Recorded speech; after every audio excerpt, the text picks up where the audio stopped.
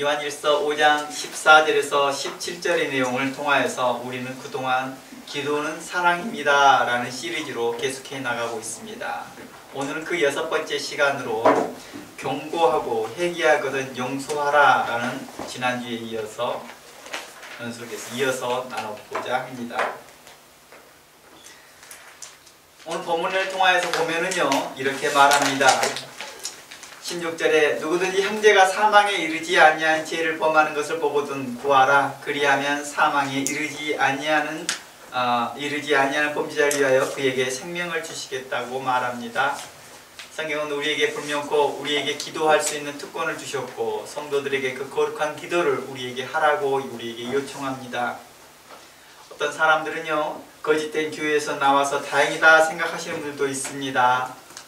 그러나 거짓된 교회에서 나왔다고 안심할 것이 아니라 이제 그 공간에서 뿐만 아니라 이제 그 교훈과 사상에서도 나와야 된다라는 내용들을 우리는 지난주에 살펴보았습니다. 우리는 이제 또 한 가지 살펴보아야 할 것들이 있습니다. 우리가 그 어느 것보다도 잃지 않아야 할 것은 바로 거룩한 심령과 온유한 마음으로 서로 사랑하고 기도해 줘야 한다는 것입니다. 교회가 잊지 않아야 할 것들입니다. 그 무엇보다도 우리가 거룩한 심령으로 온유한 마음으로 서로 사랑하는 것이고 서로 기도해 주는 것입니다. 지금 하나님의 위로와 긍휼과 사랑이 필요한 자들을 돌아보는 것이 곧 성도의 성도의 신분이고 성도가 해야 될 일이라 생각합니다. 서로 돌아보아 하나님의 사랑이 거하게 하고 하나님의 기쁨이 될 수 있도록 하는 것입니다. 하나님의 사랑은 궁핍한 자에게 세상의 제물로 섬길 때도 그것을 통해 하나님의 사랑이 전달된다고 야고보서는 우리에게 이야기하고 있었고 요한 1서에서도 이 부분을 지적하였습니다. 그러나 만일 서로 냉대하게 대하고 서로 무관심으로 대한다면 어떻게 하나님의 사랑이 우리 안에서 충만할 수 있겠는지 우리에게 반문을 하였습니다. 혹 만일 무슨 범죄한 일이 있을 때에더라도 의로운 마음과 온유한 마음으로 그러한 자들을 교훈하고 책선하라고 말합니다. 그리하여 그 사람을 바로 잡아주라고 말합니다. 바르게 하고 의롭게 교훈해 주라고 말하였습니다. 그리고요, 돌아온 탕자의 비유를 기억한다면 진리를 떠난 자들이 다시 교회로 돌아올 경우 그리스도 안에서 기도하면서 성령의 가르침을 따라서 온유한 심령으로 성령의 지혜를 따라서 그들을 지혜롭게 의롭게 가르치라 하였습니다. 그들에 대하여서 온수같이 대하는 것이 아니라 형제같이 대하라 하였습니다. 이게 성경의 가르침이었습니다. 그런데요, 만일 돌아온 탕자의 비유에서 같이 맏아들과 같은 태도를 취한다 한다면 그들의 가련한 심령과 상처와 고통을 누가 안아줄 수 있겠는지에 대하여서 성경은 또다시 우리에게 반문합니다. 그들은 더 큰 고통과 큰 좌절감을 갖게 될 것을 우리에게 말하고 있습니다. 이는 하나님을 본받아야 할 교회가 몸과 영혼이 힘들고 지쳐 병들어온 자들에게 도리어 강포와 폭력과 또 자신도 지키지 못할 법규와 자신들이 지키지도 못할 법도를 그들에게 요구하면서 무거운 짐을 그들의 어깨에 지우더라는 것입니다. 이는 과거 가늠한 여인에게 대한 서기관과 바리새인들의 태도와 같이 돌을 들어 그들을 치료하는 태도와 같다 할 수 있을 것입니다. 강도 만나 병들고 상처 있는 자들에게 기름을 바르고 긍휼한 마음으로 기도하기보다 의심과 차별과 수군대기만 하면서 왜 그곳에 갔어? 왜 그런 곳에 다녀? 라고만 하면서 그들에게 대하여서 의로운 마음들을 말하기보다 도리어 그 일에 대해서 다른 말들로 그들에게 대하여서 의심의 눈길로 또 그들에게 대해서 차별된 눈길로 보더라는 것입니다. 이는 하나님을 기쁘게 할 수 없다라고 성경은 이야기합니다. 또한 진리를 가지고 있다고 하나 교회의 기능을 하지 못하고 교회의 문턱만 높이는 꼴이 되고 있다는 것입니다. 자신들만 좋아하고 자신들만 안전하다고 생각하는 과거 서기관과 바리새인들과 같이 수군대는 무리들과 크게 다르지 않다라고 성경은 우리에게 이야기하고 있습니다. 물론 돌아오는 사람들 중에 여전히 그들 안에 불순한 의도가 있는 사람들도 있습니다. 그리고 어떤 자들은 교회에 대한 불신과 불만이 많은 사람도 있기 때문에 쉽지 않다는 것도 알고 있습니다. 그러나 교회는 성령을 따라 그들에게 인자하게 대하며 불쌍히 여기고 간용을 베풀어야 할 것입니다. 하나님이 의로운 자나 불의한 자에게 동일하게 비를 내리시고 햇빛을 내려준과 같이 우리도 하나님의 마음을 본받는 것이 중요할 것 같습니다. 이것이 바로 성도가 해야 될 신분이고 성도가 지켜야 될 일이라 봅니다. 세상의 법도도요 이렇게 말합니다. 혹시 무죄 추정의 원칙이라는 말이 있더라고요. 법률에도 유명한 이러한 격언들이 있습니다. 10명의 범인을 놓치더라도 1명의 무고한 사람이 고통받으면 안 된다라는 것입니다. 제가 이것을 자료를 찾아보니까 18세기에 영국에 있는 한 법학자가 했던 말이더라고요. 이미 18세기에서도 이러한 일들이 번번이 일어났으니까 그러죠. 우리는 과거 중세시대를 거쳐가면서 우리는 많이 알게 되었습니다. 일명 마녀 사냥이라는 일을 통하여서 무고한 사람들이 많이 죽었고, 또한 종교개혁자들을 통하여서도 우리는 볼 수 있었던 것들처럼 많은 종교개혁자들이 그들이 의롭지 못한 심판 안에서 죽었던 것을 우리는 자주 보았습니다. 물론 이러한 일들이 성경에서도 자주 보았기 때문입니다. 그래서 무죄 추정의 원칙이 우리 교회 안에도 있어야 될 것입니다. 자칫 에베소 교회처럼 이것은 잘하나 저것은 못하여 주님께 결국 책망받는 교회가 되지 말아야 할 것입니다. 주님은 에베소 교회를 향해 처음 사랑을 버렸다라고 에베소 2장 4절에서 교회들을 책망하였습니다. 그러면서 무서운 경고를 합니다. 만일 그것을 회개치 아니하면 너의 촛대를 그 자리에서 옮기겠다라고 불호령을 칩니다. 촛대를 그 자리에서 옮기겠다는 것은 하나님께서 더 이상 그 교회를 통해 일하지 않겠다는 것이겠죠. 내가 더 이상 그 교회를 통해 일하지 않겠다. 그 교회로서의 교회로서의 기능이 상실될 것을 말하고 있는 것이죠. 그러면서 껍데기는 교회 형태를 갖추었으나 외형은 교회 형태를 갖추었으나 더 이상 하나님의 거룩한 영과 하나님의 거룩한 영이 역사가 일어나지 않고 있다는 것을 아는 것을 경고하고 있었던 것입니다. 오늘날 이러한 교회들이 있다 한다면 회개해야겠지요. 오형만 교회의 형태를 가지고 있고 속에는 하나님의 거룩한 영이 사라지고 있다 한다면 우리는 첫사랑을 잃어버리지 아니하였나, 또한 하나님의 법도에서 하나님의 원하는 명령에서 우리가 떠나 살고 있지 않는가 되돌아보며 회개해야 할 것입니다. 본래는요, 에베소 교회는 사랑이 충만했던 교회였습니다. 그러기에 예수님은 이렇게 말합니다. 첫사랑을 회복하라고요.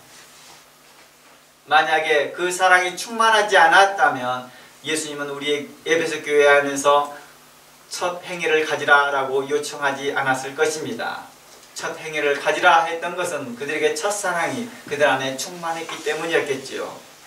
그러나 교회 안에 할례당을 비롯하여서 유대주의자, 영지주의자, 이세벨주의, 또한 니골라당 같은 거짓된 진리, 잘못된 교육, 삐뚤어진 교리와 그런 교리들과 함께 논쟁을 하면서 진리를 수호하는 과정에서 그만 사랑을 잃어버리게 된 것이죠. 많은 논쟁과 다툼들이, 또 그들 안에서 오는 여러 가지 분쟁들이 그들 안에서 사랑을 잃어버리게 했다는 것입니다. 다 함께 계시록 2장 4절 한번 가봅니다. 그러나 너를 책망할 것이 있나니 너의 처음 사랑을 버렸느니라. 너의 처음 사랑이 귀하였기에, 그 처음 사랑이 하나님 보시기에 좋았기에 예수님은 다시 언급합니다. 그 좋았던 시절로 다시 돌아가라고요. 그 좋았던 그 사랑을 다시 회복하라고요. 그러므로 어디서 떨어졌는지를 생각하고 회개하라고 말합니다. 어디서부터 잘못되어졌지? 어디서부터 방향이 잘못 틀어졌지? 생각해보라는 것입니다. 제가 군생활을, 배를 타는 군생활을 했기 때문에 0.1도만 틀어지더라도 결국에는 원하는 방향을 가지 못하고 너무 먼 지역에 도착점에 있더라는 것이죠. 처음에는 작은 각도에서 좀 틀어졌는데 거기서 뭐 큰 문제 안 되겠지 생각합니다. 바다이기 때문에, 해양이기 때문에 내 눈에는 그 방향이 보이거든요. 그런데 배의 방향은 점점 가까이 가면 갈수록 그 방향이 목적지에 갈 때 가면 그곳과 거리가 멀어 있더라는 것이죠. 내 눈만 그곳에 향하 있을 뿐이지 정말 나의 물리적인 목적지는 다른 곳에 향해 있던 것이지요. 이처럼 입술만 사랑을 말하고 있고 그 행위와 그 목적이 삶의 결과는 그 사랑과 다른 태도를 취하고 있더라는 것입니다. 입술로는 사랑을 외치나 실제 그 삶의 결과는 그렇지 못하더라는 것입니다. 비방과 그 마음 가운데 온수 맺는 것들이 여전히 있더라는 것입니다. 그래서 그들에게 말합니다. 처음 행위를 가지라. 처음에 너희들이 가졌던 그 기준점을 가지십시오. 처음에 사랑에 충만했던 그 사랑의 충만함을 가지십시오. 하나님이 보시기에 좋았더라 하였던 그 모습 그대로 갖기를 원합니다 했던 것입니다. 만일 그렇지 아니하고 회개치 아니하면 내가 내게 가서 그 촛대를 그 자리에서 옮기겠다 하였습니다. 촛대를 그 자리에서 옮기겠다. 이 말은 더 이상 교회로서의 기능을 할 수 없음을 경고하고 있는 것입니다. 오직 내게 이것이 있으니 내가 니골라당의 행위를 미워하도다. 나도 이것을 미워하노라. 귀 있는 자는 성령이 교회들에게 하시는 말씀을 들을지어다 하였습니다. 정확히 밝혀지지 않는 그런 회색지대, 지금 현재 분쟁과 논쟁이 있으면서 과연 할례당의 그 주장이 맞나? 아직 결정되지 않는 그런 상황에서 또 오해와 여러가지 확인되지 않는 말들이 오가는 소용돌이 속에서도 오해를 받기도 하였고 오해하면서 논쟁도 하였고 다툼도 있으면서 서로에게 깊은 상처가 되더라는 것입니다.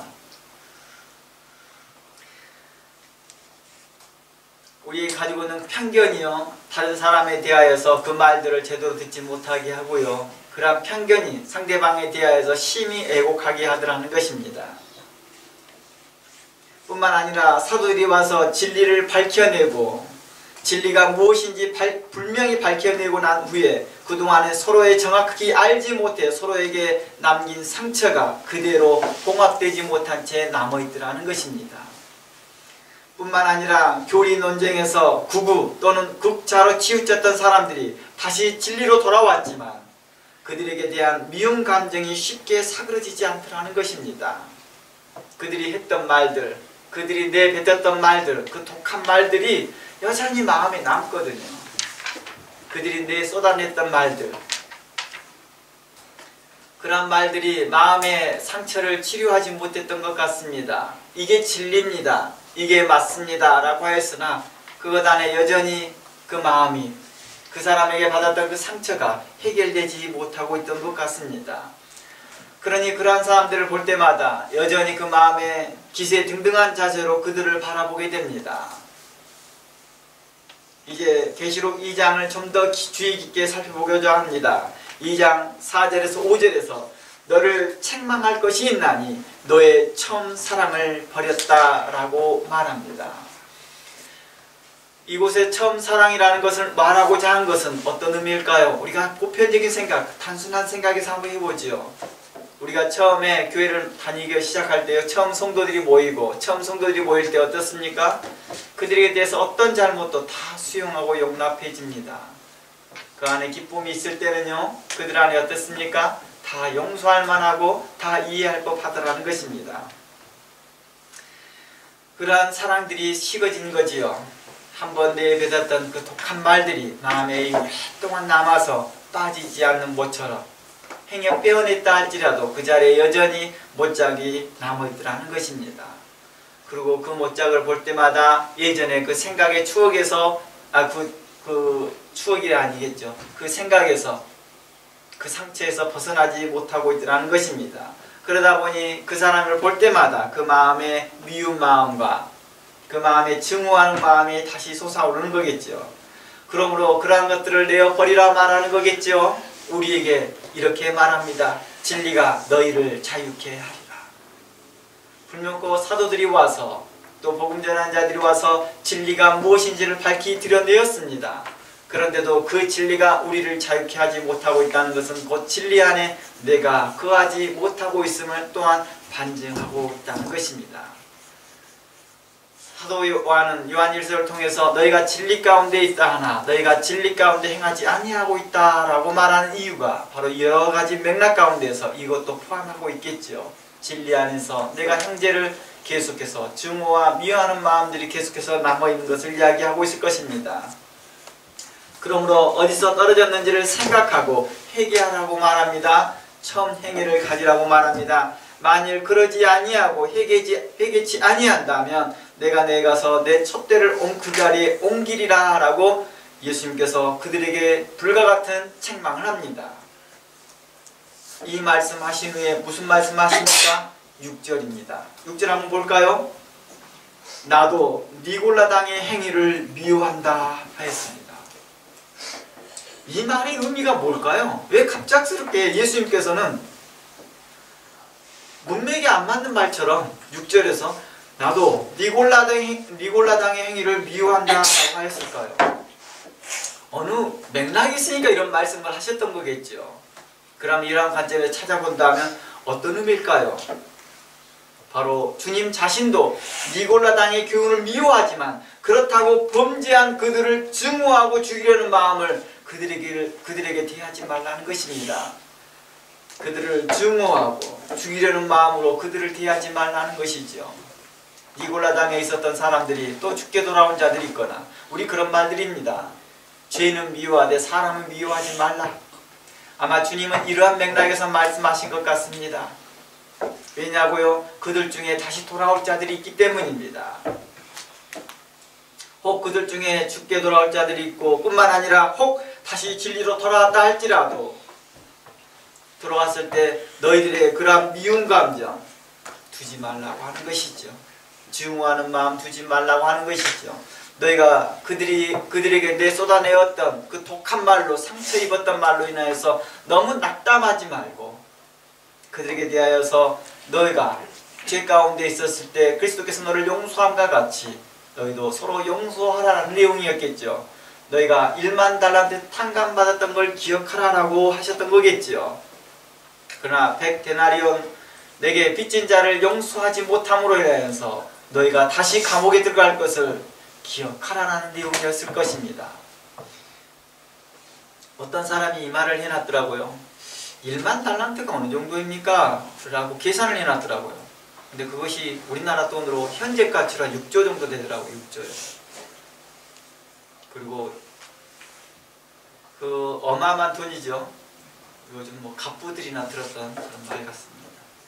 우리에게 그만큼 돈의 양을 보다는 우리가 갚을 수 없을 그만큼 죄였으나 작은 나에게 있어서 상처 주었던 그 사람에 대하여서 우리는 용서하지 못하고 미움의 감정을 가졌던 그 에베소 교회에 향하여서 말하고 있었습니다. 처음 행위를 가지라 라고 했다는 것입니다. 혹 그들 중에 죽게 돌아올 자들이 있기 때문이겠죠. 디모데후서 2장 25절을 우리 한번 살펴보고자 합니다. 디모데후서 2장 25절입니다. 거역한 자를 온유함으로 훈계할지니 혹 하나님이 그들에게 회개함을 주사 진리를 알게 하실까 한다는 것입니다. 불명고 성경은 우리에게 이렇게 말합니다. 너희 안에 온유를 가지라 말합니다. 너희 마음에 어떤 마음을 가지라? 사랑을 품으라는 것입니다. 우리가 지난번에 설명했듯이 이 온유라는 이 말이 말을 부드럽게 하다는 맥락이 아니라 그 마음 안에 마음에 죽일 마음을 두지 말라는 것입니다. 그 마음에 어떤 걸 두지 말라는 것입니까? 그 마음에 악한 독한 마음을 두지 말라는 것입니다. 그래서 성경은 이렇게 말을 했죠. 겉은 냉대하게 대하나 속은 뜨겁게 하라라고요. 그리하여 그들로 훈계할지니 하나님이 그들에게 회개함을 주사 진리를 알게 하실까 하니라. 주님께서 우리에게 대하여서 7번 아니라 70번까지 용서하라고 했던 것이 무슨 맥락이었습니까? 용서의 횟수를 요구한 것이 아니라 용서하는 그 마음을 갖고 하라는 것이었습니다. 처음부터 마음에 용서하는 마음을 품으면서 그들에게 훈책하고 훈계하고 책선하고 책망했던 것입니다.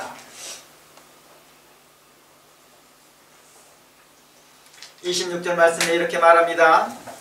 그들로 깨어 마귀의 올무에 벗어나 하나님께 사로잡힌 바 되어 그 뜻을 따르게 하실까 함이라 말합니다.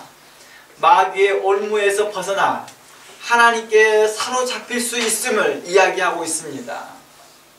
지금은 당장은 교회 안에서 그들이 악한 영에 사로잡혀서 거룩한 자들에게 대하여서 함부로 말하고 그들에게 독한 심령으로 독한 말로 창살과 같은 말로 찔렀다 할지라도 다시 그들에게 대하여서 온유한 심령을 가지라 하였습니다. 하나님께서는 그들이 주께 돌아오기를 기뻐하시고 너도 또한 기뻐하라 하였습니다. 그러나 맏아들처럼 아니 그가 아버지의 재산을 다 탕진한 것 잘 알지 않습니까? 우리 집안이 그걸로 인하여서 얼마나 힘들었습니까? 저도 이 일로 인하여서 너무 힘듭니다. 그런데 어찌 그를 용서합니까? 아버지께서 용서할 때 함께 용서하라고 말하는 것이죠. 그러나 그 아들이 아버지의 마음을 품지 못하고 아버지의 마음을 이해하지 못할 때 바로 하나님께서는 무리 향하여서 가슴 아파하시더라는 것입니다. 그러면서 이렇게 말합니다. 만일 너희가 그 첫사랑을 회복하지 못한다면 너에게 있었던 하나님께서 너를 통하여서 일하셨던 하나님께서 너를 통하여 역사하셨던 일들을 거둬버리겠다 했던 것이겠죠. 촛대를 옮기겠다. 바로 하나님께서 하나님의 영이 그 교회를 통하여서 역사하셨고 성령의 일을 하셨던 일들을 수습하시겠다는 것입니다. 더 이상 그곳에는 진리가 선포되지 못할 것이며 그 안에서는 더 이상 성령의 감동하심이 없을 것이며 그곳에서는 더 이상 하나님의 거룩한 사랑이 충만하지 않을 거라고 이야기한 것입니다. 갈라디아서 6장 1절 말씀 가봅니다. 갈라디아서 6장 1절 말씀에 이렇게 말합니다. 형제들아 사람이 만일 무슨 범죄한 일이 드러나거든 신령한 너희는 온유한 심령으로 그러한 자를 바로 잡으라 말합니다. 이곳에서 온유한 심령은 어떤 말이라고 했습니까? 바로 마음에 용서하는 마음을 갖고 있으라는 것입니다. 용서하려 주려는 마음, 내가 그들에게 사랑하려는 마음, 그들에게 대한 국률한 마음을 가지라는 것입니다. 이것을 온유한 마음이라 했다는 거예요. 그들에 대하여서 자비한 마음, 국률한 마음. 그래서 요한 1서에서 말합니다. 너희 가운데 죄를 범한 형제가 있느냐? 그를 위하여 기도하라. 그 기도하라는 그 말이 뭐예요? 기도할 수 있는 게 그 마음이 온유한 심령이 아니고서는 기도할 수가 없더라는 거예요. 하나님 그를 죽여주십시오가 아니라 그를 살려주십시오라고 기도하기 때문에 그가 회개할 수 있도록 해주십시오 하기에 그 마음이 그를 향하여서 이미 마음에 용서가 되고 있는 거겠죠. 국률한 마음을 가지라는 것입니다. 그래서 요한 1서에서 기도하라라고 하는 이 내용이 우리에게 다른 말로 전달한다면 사랑이라는 것입니다. 지금까지 우리는 기도는 사랑입니다라는 그 시리즈 가운데서 우리는 계속해서 동일한 말들을 해나가고 있습니다. 서로를 향하여 관심을 갖고 기도하고 교훈해주고 책선해주고 바르게 하고 권면해주고 그 사랑으로 필요한 것들을 공급해주는 것입니다. 필요에 따라서 나눠주는 것입니다. 그러한 온유한 심령으로 또한 범죄한 자들이 있을 때라도 그러한 자들을 바로 잡아주는 것입니다. 그러나 이 다음 말이 중요합니다. 너 자신을 살펴보라고 말합니다. 너도 시험을 받을까 두려워하라 라고 말합니다. 시험을 받을까 두려워하라는 말이 무엇일까요? 우리가 연약한 존재임을 말하고 있는 것입니다. 그리하여 2절 말씀에 너희가 짐을 서로 지라 그리하면 그리스도의 법을 성취하리라 했습니다. 너희가 짐을 서로 지라라고 하는 건 그들의 연약함을 인하여서 함께 그 연약함을 도우라는 것이겠죠. 그 연약함을 비판하고 비방만으로 끝나는 것이 아니라 그 연약함을 짐을 지을 수 있도록 함께 해주는 것이죠. 우리에게 있습니다. 제가 어렸을 때부터 부모님과 함께 있으면서 이 농사일들을 함께 돕다 보면은요, 부모님께서 저에게 제일 먼저 가르쳐준, 아버지하고 일을 할 때 배웠던 게 중에서 기억나는 게 삽질입니다. 삽질을 하는데요, 젊은 나이이고 어린 나이이기 때문에 삽질을 하는데 아버지를 도와야 된다는 생각은 있고 어떻게 하는 요령은 모르는데 열심히 해야 된다는 마음으로 열심히 삽질을 했습니다. 근데 정말 말 그대로 요즘 유행어처럼 삽질하고 있네라는 말들처럼 정말 헛되게 힘만 쓰고 있더라는 것이죠. 아버지는 그 일을 통하여서 제게 삽을 어떻게 사용하고 어떻게 삽질을 해야 되는지를 요령과 방법을 알려주더라는 것입니다. 바로 나의 연약함들을, 나의 부족함들을 알려주고 교훈해주고 내게 설명해 주더라는 것입니다. 바로 우리에게 있어서 서로 짐을 지라고 하는 것은 서로 이해해 줄 뿐만 아니라 그를 교훈해 주고 가르쳐 주고 바르게 해주라는 맥락도 함께 포함되어 있는 거지요. 그리하여 그리스도의 법을 성취하라 했습니다. 그리스도의 법은 무엇입니까? 바로 서로 사랑하는 것입니다. 바로 그리스도께서 우리에게 요구하는 것, 서로 사랑하는 법을 성취하는 것이라 말하였습니다. 그래서 갈라디아서 5장 14절 말씀에 이렇게 말합니다. 갈라디아 5장 14절 말씀에 온 율법은 내 이웃 사랑하기를 내 자신과 같이 하라 하신 말씀에서 이루어졌다라고 말합니다. 내 이웃을 사랑하기를 내 자신과 같이 하라는 것입니다. 우리 그런 거 있죠. 아니, 나에게 가르쳐 주시지 그랬어요. 나에게 그 옳은 길을 설명해 주지 그러셨어요. 무관심이 아니라 나 같았으면 그걸 알고 싶은 거죠. 나 같으면 그걸 배웠으면 그 일을 행하지 않았을 텐데 이런 거죠. 그런 맥락에서 너도 그 이웃을 너 자신처럼 사랑해라 라고 말하는 것이죠. 레위기서 19장 17절 말씀에 이렇게 말합니다. 레위기 19장 17절 말씀에 너는 너의 형제를 마음으로 미워하지 말라. 내 이웃을 반드시 견책하라 라고 말합니다. 레위기 19장 17절에서 내 형제를 마음으로 미워하지 말고 견책할 수 있으면 견책하라는 것입니다. 그러니 내 마음에 견책이 일어나고 내 마음에 그들을 향하여서 교훈해주고 바르게 해줄 때 내 마음에 미운 감정이 아니라 증오하는 마음이 아니라 내 자신을 사랑함과 같이 사랑하는 마음으로 견책해준다는 것입니다. 문제는 받는 사람이겠죠. 받는 사람이 그렇게 받아들이지 않을 때는 오해를 살 수 있겠지요.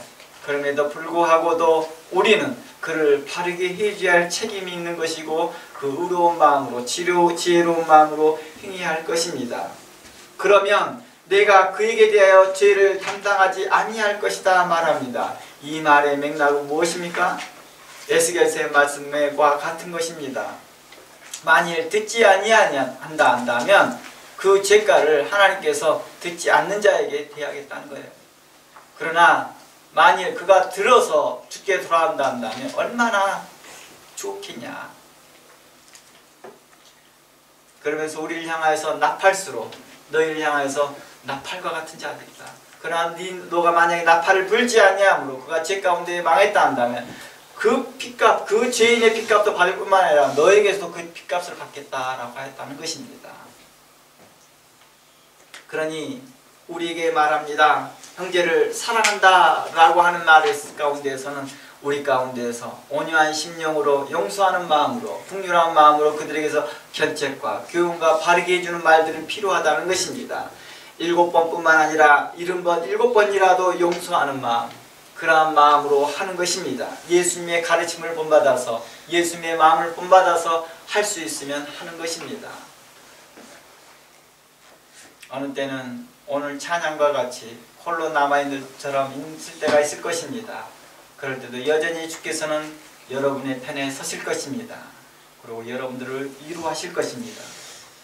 증오와 미운 마음이 일어난 그 일들이 왜 나한테 증오가 일어나고 내 마음에 왜 미움이 일어나는 그 원인과 상관없이 용서하지 않고 증오하고 미워하고 마음의 분노를 품고 살아간다 한다면 이는 내 자신의 정신적 건강에도 좋지 않다는 것입니다. 뿐만 아니라 내 육체적 건강에도 좋지 않다는 것입니다. 그리고 성경은 이렇게 말합니다.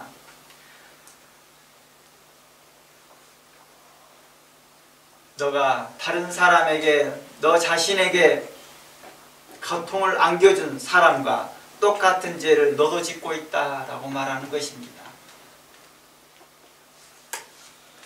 내가 그 사람으로 인해 증오를 하고 있고 미움을 삼고 있는 것은 그 사람이 내게 뭔가를 잘못했기 때문에 그런 일들이 많거든요.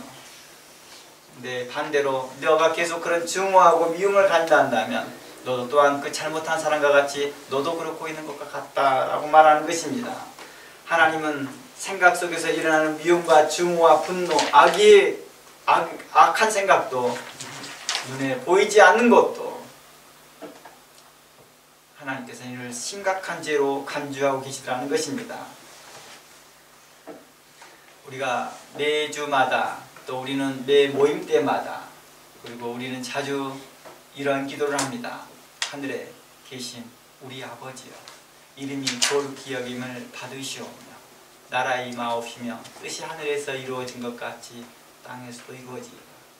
오늘날 우리에게 죄 지은 자를 사하여 준 것 같이 우리 죄를 사하여 주옵소서라고 기도합니다. 이렇게 주기도문을 자세히 살펴보면 우리 마음속에서 용서해 주신 우리 마음 가운데에서 우리가 누군가를 용서해 준다 한다면 하나님은 이걸 알고 계시더라는 거예요. 알고 계시고 나의 죄를 용서해 주시겠다는 것입니다. 내 마음속에서 그를 용서해 줄 때 하나님도 나를 아시고 내 생각을 아시고 나의 죄를 용서해 주시겠다는 것이겠죠. 사람은 어떤 사람이라도 누구라도 완벽하지는 않습니다.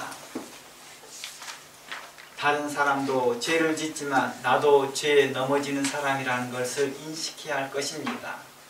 다른 사람을 바르게 하고 다른 사람을 교훈해주고 다른 사람을 책망할 수 있는 자리에 있다 할지라도 나도 또한 시험받는 사람이라는 것을 인지하는 것입니다.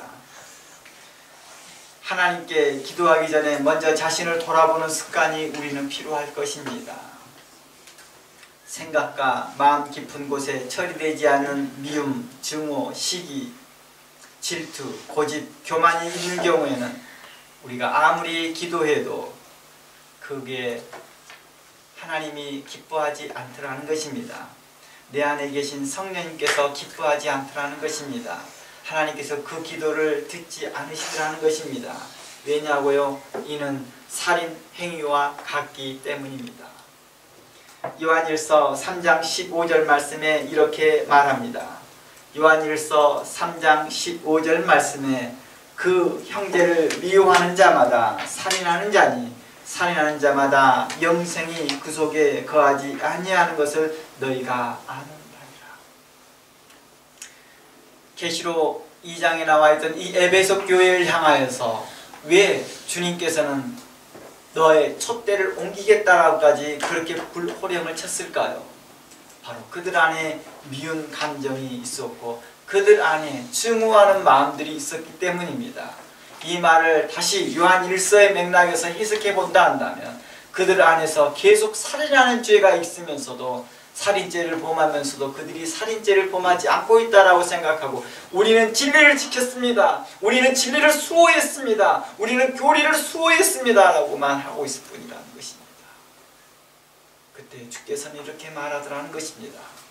내가 첫사랑을 잃어버렸도다. 내가 처음에 너를 볼 때 내가 보기에 참으로 좋았도다. 그 모습이 사라졌도다 하는 것입니다. 그러니 첫 행위를 가지라. 어디서 그 문제가 생겼는지 어디서부터 문제의 발단이 생겼는지 확인해보고 점검해보고 그 문제를 다시 회복하라고 말합니다.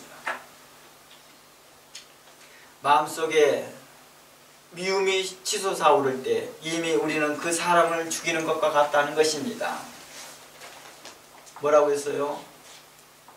마음속에서 이미 그 속에 품어있는 것만 해도 이미 살인죄라고 말하는 것입니다. 근데요, 정말 다행이게요.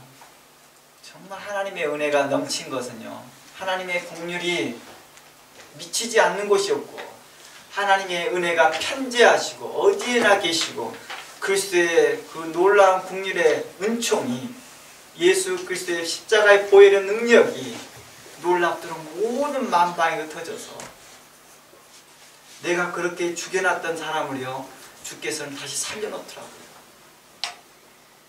내가 미워했던 그 사람을 주께서는 다시 살려놓더라고요.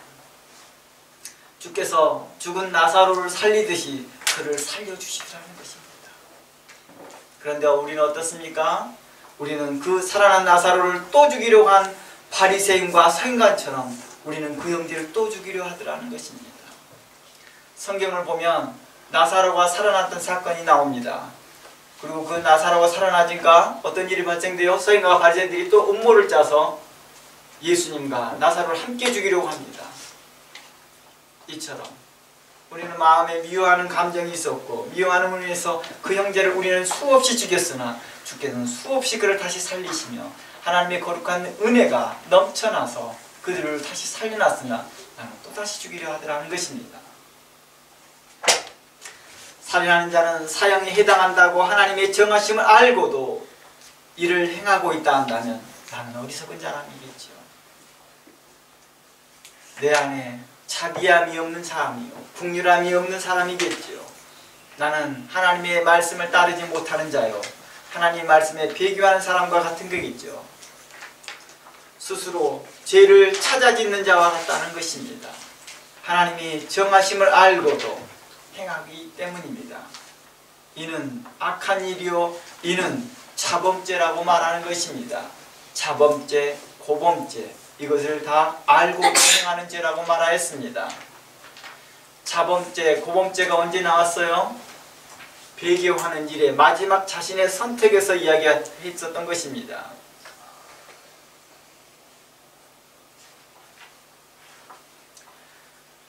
그런데요, 더뿐만 아니라 이렇게 알고도 행할 뿐만 아니라 이런 일을 행하는 자를 옳다 하는 자는 하나님께서는 결코 용납하지 않겠다 합니다. 로마서 1장 32절 말씀에 가보면 로마서 1장 32절 말씀에 이렇게 말합니다. 너희가 행할 뿐만 아니라 그런 일을 행하는 자를 옳다 하는 자에 대해서 하나님께서는 성령을 모독하는 자요, 하나님을 멸시하는 자요, 하나님의 말씀을 경멸히 여기는 자라고 책망하고 있다는 것입니다. 하나님을 너희 마음에 두기를 싫어하는 자라고 말하고 있다는 것입니다. 왜 예수님께서는 에베소 교회를 향하여서 그렇게 불호령과 같은 책망을 하였을까요? 그들이 진리를 수호하기 위해서 피를 흘려가면서 그 진리를 지켰고, 그 진리를 수호하기 위해서 그들이 피땀 흘려 피 흘려서 싸웠지만 주님께서는 그들을 향하여서 칭찬도 있었지만 그에게 또한 그들에게 책망했던 이유가 그들 안에 바로 하나님을 두기를 싫어하는 마음까지 생겼기 때문이죠. 하나님이 정하신 말씀, 형제를 미워하는 자는 살인하는 자요, 이 말씀을 알고도 그들이 계속 그 죄를 범하고 있었기 때문이죠. 성경은 우리에게 이렇게 말합니다. 내가 거룩하니 너희도 거룩하라고 말하였습니다. 너희는 하나님을 본받는 자 되어 내가 너희를 용서함과 같이 서로 긍휼히 여기며 불쌍히 여기며, 하나님께서 그리스도 안에서 너희를 용서함과 같이 서로 용서하라 하였습니다. 피차 뜨겁게 사랑하여 하나님의 영광이 너희 안에 있게 하라 하였습니다. 교회의 규모가 크던 작던 그 안에 미움의 씨앗이 있다 한다면 하나님의 영광이 우리 안에 있지 않을 것입니다. 교회가 작다고 해서 하나님이 긍휼히 여기고 교회가 크다고 해서 하나님의 긍휼이 없는 것이 아니었습니다.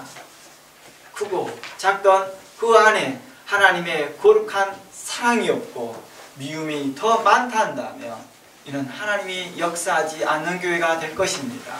그 촛대가 곧 옮겨질 위험에 닥칠 것입니다. 우리는 우리의 형편을 돌아보고 내 자신을 돌아보아 하나님의 사랑 안에 거하기를 힘써야 할 것입니다. 진리를 떠날 수 없고 진리 가운데에서 다시 돌아오려고 하는 자들에게 대해서 나는 어떻게 해야 될까? 우리는 그들을 향해서 용서할 수 있는 마음, 거룩한 마음, 그들을 향해서 기도해 줄 수 있는 마음이 필요하다는 것입니다.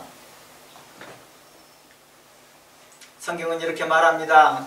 만일 하나님께서 원하시는 것들을 알고도 행하지 않는 자들을 향하여 그들을 향하여 회개하기 싫어하는 자들이요 그들은 자기 자신이 하나님 앞에서 빛에 있다고 하나 어두운 가운데 행하는 자라고 말하고 있습니다. 그들을 향하여 거짓말하는 자라고 말했던 것입니다. 사도 요한이 우리에게 말하는 말씀이 요한 1서의 맥락이 그러한 내용이었습니다. 우리가 에레미야나 사무엘이나 모세처럼 배교하고 거짓된 것을 따르고 우상숭배한 백성을 위해 간절히 기도하지 못한다 할지라도 우리는 형제를 마음속으로 깊이 미워하고 증오하고 차별하고 거짓말을 하고 있다 한다면 이는 하나님이 기뻐하지 않는다는 것입니다. 우리가 잘 아는 것들처럼 에레미야에게 하나님이 말합니다. 이 백성을 위하여 기도하지 말라. 그러나 에레미야는 눈물로 기도합니다. 하나님, 이 백성들을 구원하여 주시옵소서. 모세에 향하여 말합니다. 이 백성을 내가 이 광야에 다 죽여버리겠다. 내가 너를 통하여 다시 새 민족을 일으키겠다 할 때 모세는 이 백성을 위하여 긍휼히 여겨달라고 요청합니다. 하나님, 나도 합니다. 하나님, 그러나 불쌍히 여겨주시옵소서. 주께서 주의 긍휼과 주의 능력과 주의 권능의 손으로 애굽에서 건져내어셔서 이 애굽 광야에 이끌으셨던 그 하나님의 영광이 훼손될까 두렵사옵니다. 그러니 이 백성을 긍휼히 여겨주시옵소서. 그가 눈물로 기도하였을 때 하나님께서는 그 백성을 구원하여 주셨습니다. 사무엘이 기도합니다. 계속해서 그들이 완악함을 보고도 사무엘은 하나님께 기도합니다. 우리가 이처럼 에레미야나 사무엘이나 모세처럼 기도하지 못한다 할지라도 그렇게 간절히 기도하지 못한다 할지라도 우리는 형제를 향하여 마음속으로 깊이 미워하고 증오하고 차별하고 외모로 판단하고 수군거리지 않았으면 좋겠습니다. 하나님은 모든 사람이 구원받기를 바라시며 우리가 하나님의 긍휼하심과 같이 긍휼한 마음 갖기를 원하시고 있다는 것입니다. 그러므로 성경은 우리에게 이렇게 교훈합니다. 레위기 19장 16절부터 읽고 마무리하겠습니다. 레위기 19장 16절에서 18절까지 읽고 마무리하겠습니다. 너는 내 백성 중에 돌아다니며 사람을 비방하지 말며 내 이웃의 피를 흘려 이익을 도모하지 말라. 나는 여호와니라. 너는 내 형제를 마음으로 미워하지 말며 내 이웃을 반드시 견책하라. 그러면 내가 그에게 대하여 죄를 담당하지 아니하리라. 온수를 갚지 말고 동포를 원망하지 말며 내 이웃 사랑해를 내 자신과 같이 사랑하라. 나는 여호와니라. 아멘. 다 함께 기도합시다. 하나님,